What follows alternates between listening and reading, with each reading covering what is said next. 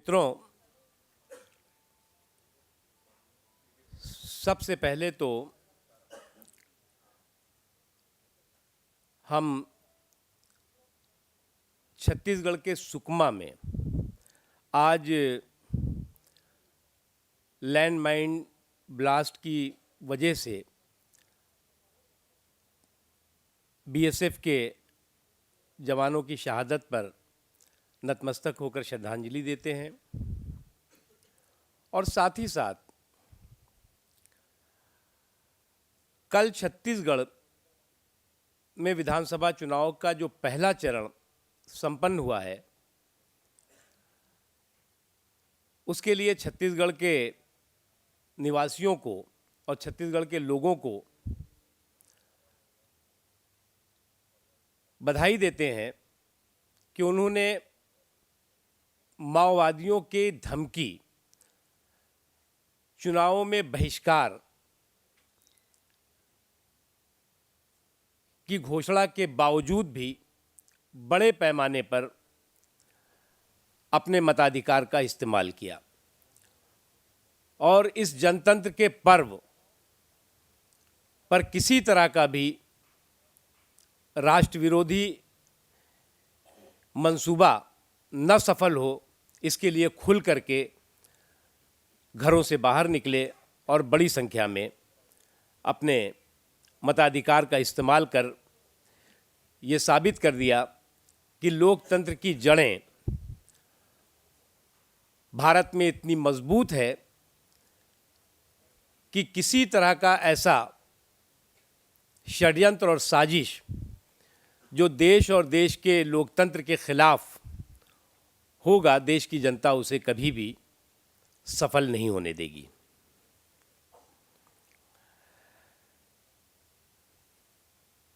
मित्रों, पांचों राज्यों के चुनाव का प्रचार का अभियान चल रहा है और सभी राज्यों में कुछ में नामांकन प्रक्रिया चल रही है, कुछ में चुनाव के प्रचार की प्रक्रिया चल रही है। लगभग सभी राज्य इस वक्त चुनाव के मूड में हैं, लेकिन कांग्रेस पार्टी जिस तरह का इन दिनों व्यवहार कर रही है, लोकसभा के चुनाव और विधानसभा के अभी होने वाले चुनाव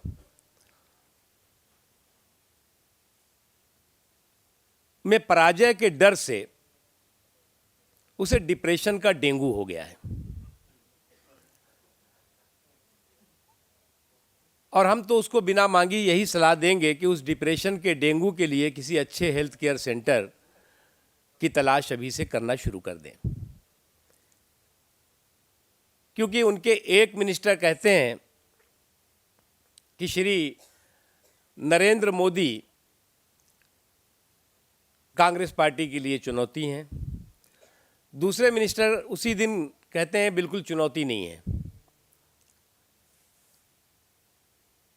तो देश तो कांग्रेस पार्टी के कुशासन के खात्मे के लिए नरेंद्र मोदी जी के नेतृत्व में यूनाइटेड है। खुद कांग्रेस पार्टी बुरी तरह से डिवाइडेड है।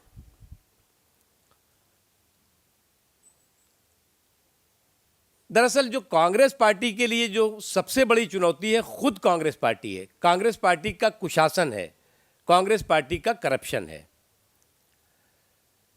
कुशासन की कालिख लगा करके कांग्रेस पार्टी जनता का सामना करने की हिम्मत नहीं कर पा रही है, इसीलिए इस तरह का डिप्रेशन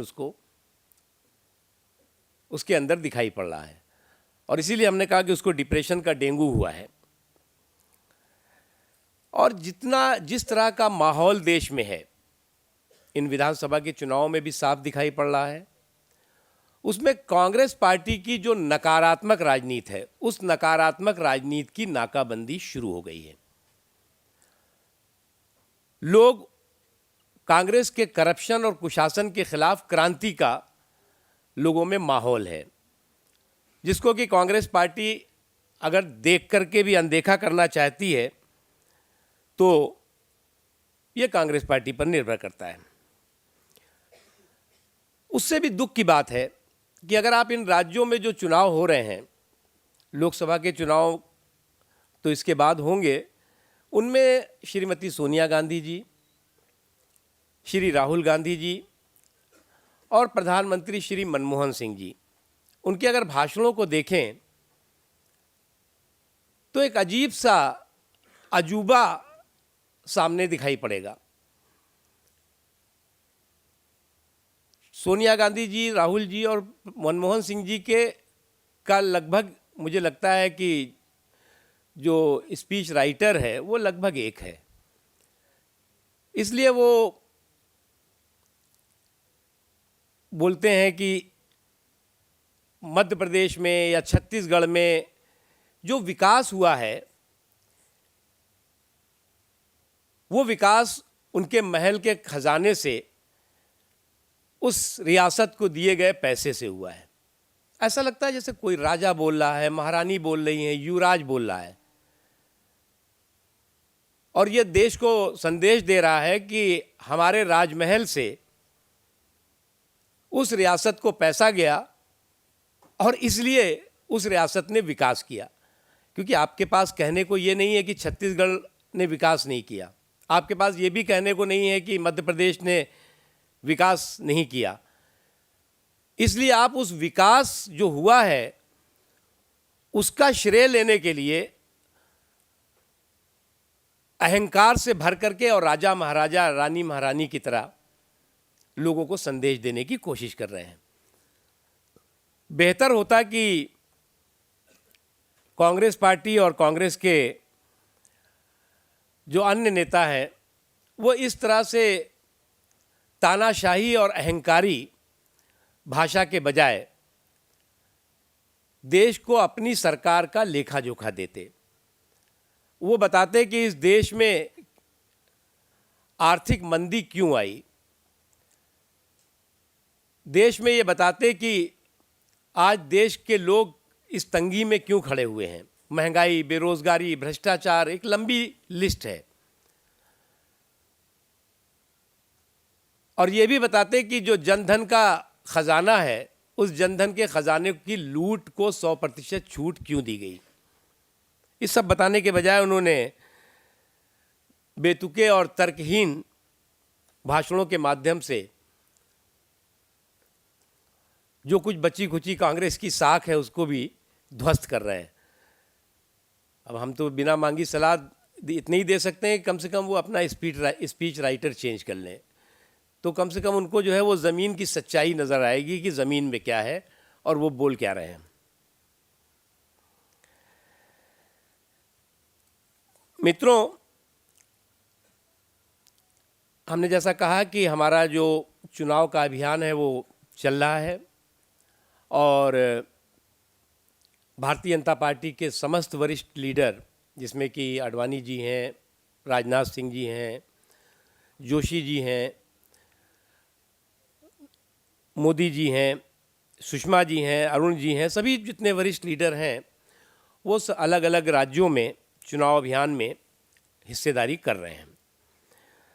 मध्य प्रदेश में जो चुनाव अभियान का शुभारंभ है वो 13 नवंबर को औपचारिक रूप से होने जा रहा है। इसी तरह से राजस्थान में भी चुनाव अभियान का शुभारंभ, क्योंकि अभी वहाँ नॉमिनेशन की प्रक्रिया चल रही है, नवंबर के तीसरे सप्ताह में तिथि तय होगी, उसमें होगा। दिल्ली में भी नवंबर के तीसरे सप्ताह से ही औपचारिक रूप से चुनाव अभियान का शुभारंभ होगा। स्थानीय स्तर पर चुनाव अभियान का कार्यक्रम वगैरह हो रहा है। छत्तीसगढ़ में भी चुनाव अभियान का शुरुआत हो चुकी है और पार्टी के समस्त वरिष्ठ नेता पहले चरण के चुनाव में अब चुनाव की सभाओं को, कार्यक्रमों को संबोधित कर चुके हैं और आज से फिर चुनाव अभियान में छत्तीसगढ़ में जा रहे हैं। मध्य प्रदेश में जो 13 नवंबर को शुभारंभ हो रहा है उसमें पार्टी के अध्यक्ष श्री राजनाथ सिंह जी, लोकसभा में विपक्ष की नेता श्रीमती सुषमा स्वराज जी, श्री अरुण जेटली जी, श्री एम वेंकैया नायडू जी, श्री नितिन गडकरी जी, श्री शिवराज सिंह चौहान जी, अनंत कुमार जी, थावरचंद गहलोत जी, सुश्री उमा भारती जी, रविशंकर प्रसाद जी, मैं स्वयं, नरेंद्र मोदी जी, प्रभात झा जी, राजीव प्रताप रूड़ी जी, पुरुषोत्तम रूपाला जी, एस अहलूवालिया जी, प्रकाश जावड़ेकर जी, शहनवाज हुसैन जी, अनुराग ठाकुर जी, स्मृति ईरानी जी, विनोद खन्ना जी सहित कई प्रांतीय और राष्ट्रीय नेता कल मध्य प्रदेश में होने वाले चुनाव अभियान के शुभारंभ पे अलग अलग जगहों पे, अलग अलग क्षेत्रों में रैलियों को और चुनावी कार्यक्रमों को संबोधित करेंगे। मित्रों, एक बहुत ज्वलंत मुद्दा है जिस पर कि सुबह से चर्चा भी है। प्रधानमंत्री जी का कल सीबीआई को लेकर के एक बयान आया, उसके बाद लगभग उन्हीं के सुर में सुर मिलाता हुआ पी चिदम्बरम साहब का भी एक बयान आया। यह हम समझ में नहीं पा रहे हैं कि वो बयान सीबीआई को निर्देश था या न्यायपालिका को ज्ञान दिया जा रहा था, क्योंकि जितने भी घोटाले और भ्रष्टाचार से जुड़े हुए मुद्दे हैं वो किसी सरकार के कहने पर या सरकार की वजह से उसकी जांच नहीं हो रही है। वो शुद्ध रूप से कोर्ट के निर्देश और कोर्ट की निगरानी में उसकी जांच चल रही है। और अभी तक आप सीबीआई के कामकाज पर, जब सीबीआई का दुरुपयोग और सीबीआई का इस्तेमाल, और सीबीआई को आपने अपना पॉलिटिकल पार्टनर बना रखा था, और उस समय जो राजनीतिक विरोधी थे उनके खिलाफ कैसे सीबीआई का इस्तेमाल किया जाए, और सीबीआई का सरौता होता था, कांग्रेस की सुपारी होती थी।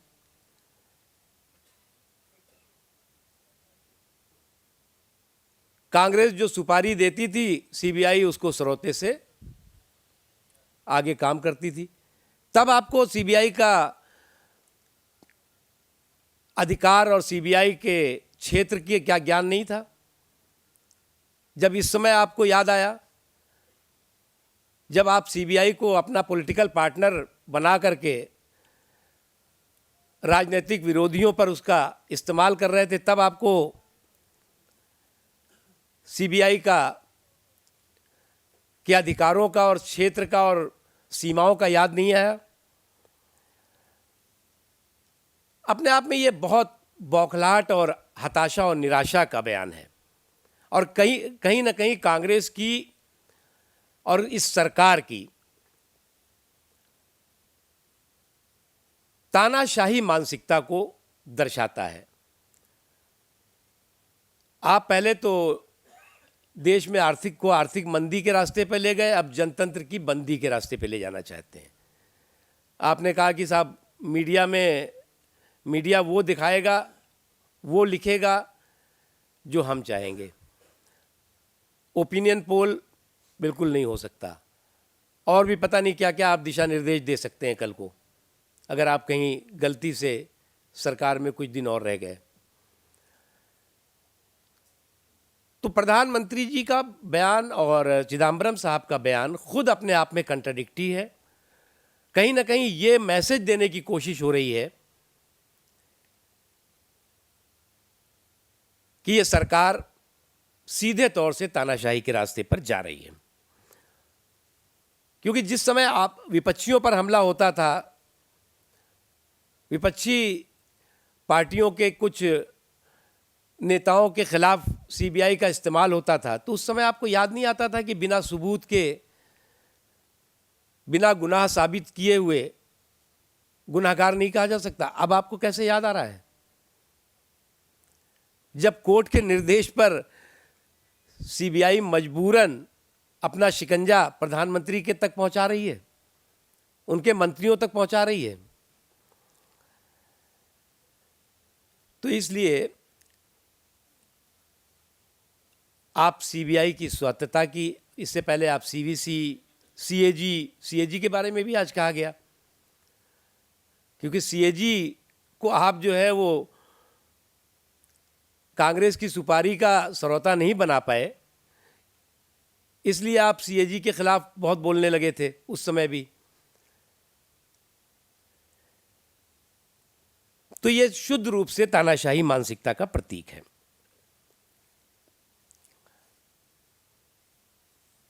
मुझे इतना ही कहना है, इसमें कोई आपका सवाल है तो।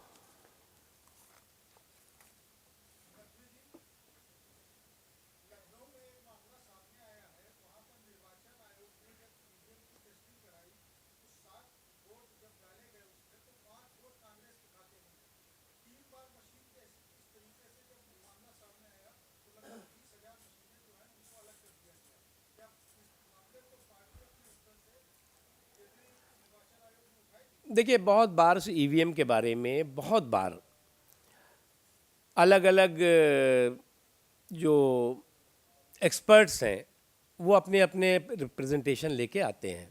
हम लोग बहुत बार चुनाव आयोग के सामने भी वो प्रेजेंटेशन लेके गए, हमारे ऑफिस में भी लेकर आए, लेकिन अभी ईवीएम की विश्वसनीयता पर किसी तरह का कोई सवालिया निशान लगे इसके कोई पुख्ता सबूत नहीं है। इसलिए अभी ईवीएम की जो व्यवस्था है उस पर सवालिया निशान खड़ा करना ठीक नहीं है।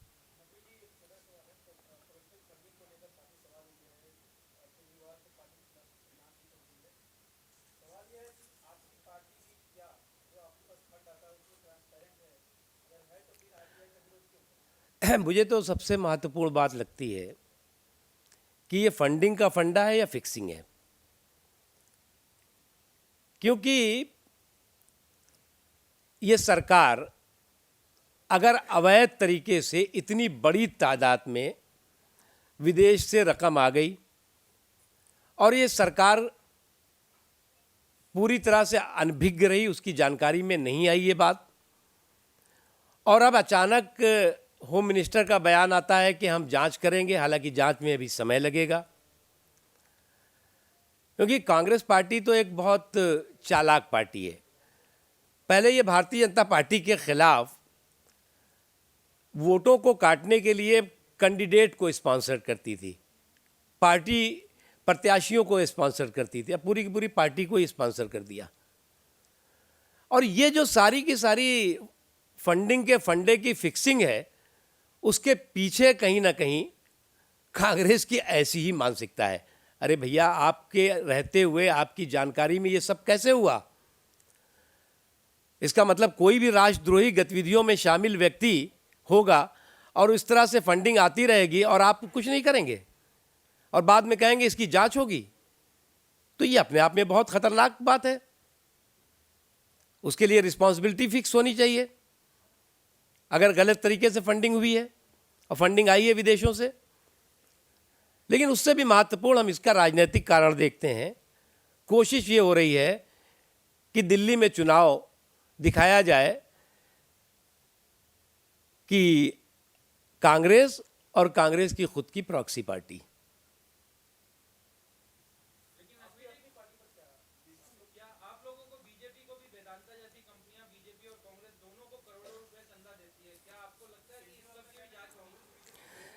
वैसे मैं उचित नहीं समझता कि बहुत इस पे जवाब दिया जाए, क्योंकि मैंने बहुत 2 लाइन में सारी बातें कह दी ये इस विवाद के पीछे के लिए। फिर भी आपकी जानकारी के लिए, अगर कोई जानकारी चाहता है, तो भारतीय जनता पार्टी,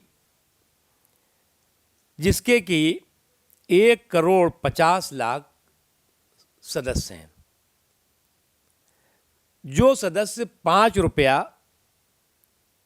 अपनी सदस्यता का शुल्क देते हैं, सक्रिय सदस्य हमारे 6 लाख से ज़्यादा हैं, जो कि 200 रुपये से ज़्यादा 200 रुपया सदस्यता का शुल्क देते हैं। एक तो ये हुआ। दूसरी जो हमारी व्यवस्था है फंडिंग की, जो लोग बात करते हैं और ट्रांसपेरेंसी की, मैं उनको बता रहा हूँ। दूसरी हमारी जो है वो एक आजीवन सहयोग निधि की व्यवस्था है, जिसमें कि लाखों सदस्य हैं और 1,000, 5,000 और 10,000 रुपया हर व्यक्ति प्रतिवर्ष आजीवन सहयोग निधि में देता है। उसके अलावा विशेष सहयोग निधि है, उसके अभी तक 2,000 सदस्य हैं, जो कि हर सदस्य 1 लाख रुपया प्रति माह देता है। तो हमारे हमारी जो पार्टी की फंडिंग है वो बहुत ट्रांसपेरेंट है, बहुत साफ है। एक चीज़ उसके अलावा जी 2000 मोर देन 6 लाख अभी एग्जैक्ट, अभी क्योंकि हमारी ये आजीवन सहयोग निधि का जो प्रोसेस है मेंबर बनाने का वो लगातार चलता रहता है, इसलिए अभी लेटेस्ट नहीं आया। मार्च तक हमारा आ जाता है, फरवरी तक पर ईयर जी। उसके उसके अलावा हम जितने भी और भी चंदे लेते हैं, डोनेशन लेते हैं, वो चेक से लेते हैं और उसका सारा रिकॉर्ड हमारी वेबसाइट पे भी होता है। इनकम टैक्स डिपार्टमेंट को भी हम देते हैं और चुनाव आयोग को भी देते हैं। इससे ज़्यादा हमें इस पर कुछ और नहीं कहना है।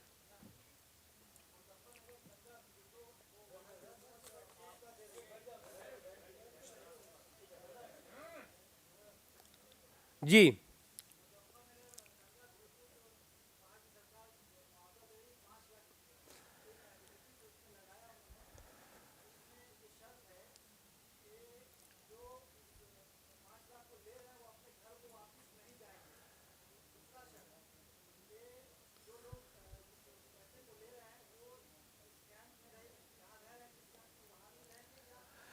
देखिए, मैं समझ गया।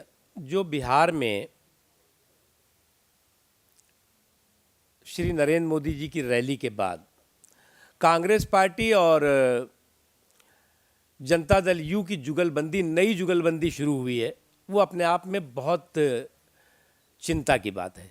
चिंता इसलिए नहीं कि कोई ये बहुत फोर्स है, चिंता इस बात की है कि दंगों से आहत होने के बजाय अहंकार में चूर दिखाई पड़ रहे हैं। कल जिस तरह से नीतीश कुमार जी का बयान आया कि नीतीश कुमार जी का बयान आया कि जिस तरह से रैली जो सफल हुई है वो केवल धमाकों की वजह से हुई है। आप जो है वो आतंकवाद की घटना को मजाक बना रहे हैं। रुको भाई, बैठिए। आतंकवाद की घटना को आप मजाक बना रहे हैं। आप जिस तरह से आतंकवादियों के सुर में सुर मिला रहे हैं, आतंकवादियों के हौसले और मनोबल को बढ़ा रहे हैं, वो अपने आप में खतरनाक मानसिकता है। जब पटना में ये घटना हुई उसके बाद एक ही भाषा में नीतीश कुमार जी भी बोले और उसी भाषा में कांग्रेस पार्टी भी बोली। आपको आतंकवादी घटना का दर्द नहीं है, आपको रैली सफल होने का दर्द है। आज तक आपने इंडियन मुजाहिदीन के बारे में जो गतिविधियां चल रही हैं बिहार में आपकी सरकार के संरक्षण में, उस पर एक शब्द नहीं बोला। और जिस तरह की भाषा आप कर रहे हैं, जिस तरह की भाषा बोल रहे हैं, उससे तो एक बात बहुत साफ दिखाई पड़ती है कि आप इस तरह की घटना से प्रसन्न और खुश दिखाई पड़ रहे हैं, दुखी और आहत नहीं। जो मुजफ्फरनगर के बारे में आपने कहा, वो उत्तर प्रदेश की सरकार पूरे के पूरे इस दंगों और दंगे के में शामिल लोगों को शुरू से संरक्षण देती रही। और वास्तव में तो जो मुजफ्फरनगर का दंगा है, उस दंगों का दबंग तो उत्तर प्रदेश की सरकार का मंत्री है और वो आज भी बैठा हुआ है। तो इसलिए जो दंगों का दबंग है, जब तक वो सरकार के सिंहासन पर रहेगा तब तक उत्तर प्रदेश चैन से नहीं होगा।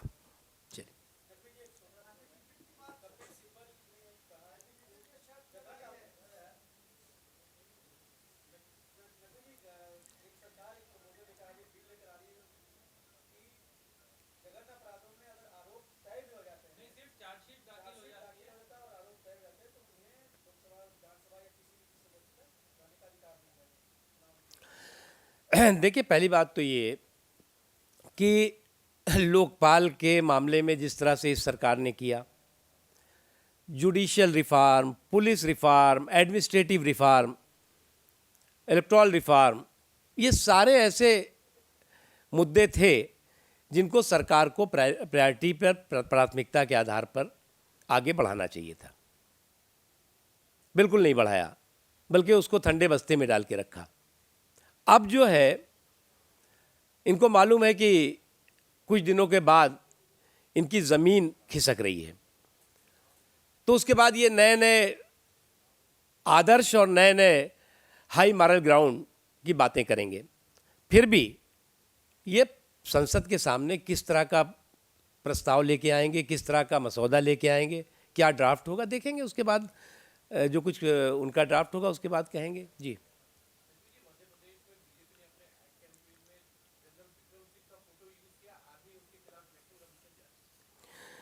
देखिए, पहली बात तो जो फ़ोटो है वो फ़ोटो कोई ऐसा फ़ोटो नहीं है कि किसी का एक्सक्लूसिव फ़ोटो हो। अखबारों में जो, समाचारों में जो छपा, उन समाचार पत्रों में छपे उस आइटम की कटिंग है, और वो जो है वो विज्ञापन का हिस्सा है, जिसमें कि आतंकवाद के बारे में, माओवाद के बारे में और तमाम कांग्रेस के शासन के समय जो कुछ भी हुआ उस घटनाओं के बारे में है। लेकिन उसके बावजूद भी वो चुनाव आयोग अगर जाते हैं, जाकर के कोई कंप्लेन करते हैं, तो हम उसका जवाब देंगे।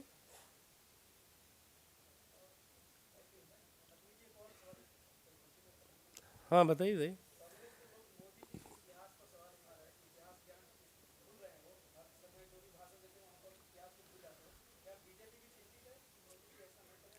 नहीं, मुझे क्या लग गया है अभी कि कांग्रेस पार्टी ने, मैंने सुना था कि कोई एक वार रूम बनाया है। तो वार रूम तो ये होता है कि अपनी पार्टी की स्ट्रेटेजी तय करो, अपने कैंपेन की प्लानिंग करो, अपना जो आपका अचीवमेंट है उसके बारे में कुछ प्लान करके लोगों को बताओ। लेकिन ये पूरा उनका जो वार रूम है वो हार रूम बन गया है, और उसमें बैठ करके मोदी जी क्या बोलते हैं उसको पूरे समय लगता है कि 100-200 लोगों की टीम बैठ करके सुनती है। सुनने के बाद उसका इतिहास, भूगोल देखती है, फिर मोहनजोदड़ो और हड़प्पा की खुदाई में लग जाती है, और उसके बाद दूसरे दिन पूरे करप्शन, कांग्रेस के करप्शन का कुनबा इकट्ठा हो खड़ा हो जाता है कि मोदी ने ये जो कहा इसमें इसका इतिहास ये है, भूगोल ये है। अरे भैया, इतिहास भूगोल छोड़ो, वर्तमान बताओ अभी कि इस सरकार का वर्तमान क्या है। इस सरकार ने वर्तमान में कौन सी ऐसी चीज़ें की हैं जो देश के हित में हो।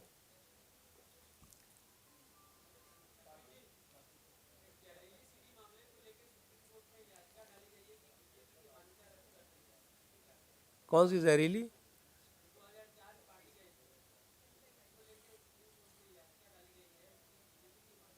मुझे जानकारी नहीं। उसमें सुप्रीम को इस तरह की एक कंप्लेन पहले इलेक्शन कमीशन में आई थी। इलेक्शन कमीशन में कांग्रेस पार्टी ने काफ़ी उसको ज़ोर शोर से उसकी पैरवी की थी, लेकिन वो इशू जो है वो इलेक्शन कमीशन ने क्लोज़ कर दिया।